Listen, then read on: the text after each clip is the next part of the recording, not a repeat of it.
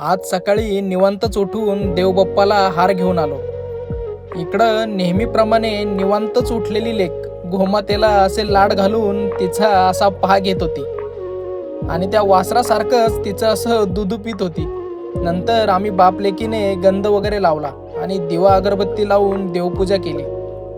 ऑफिसला गेलो आणि घरी आल्यावर लेकीला खाऊ न आणल्यामुळे तिने मला गदाने असं बदडू काढलं.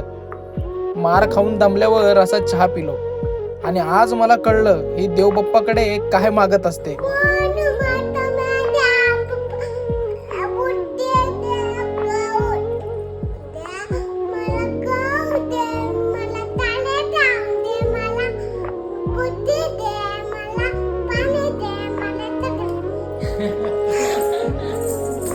नंतर लाईट गेल्यावर आम्ही अशी पोटभर पपई खाल्ली.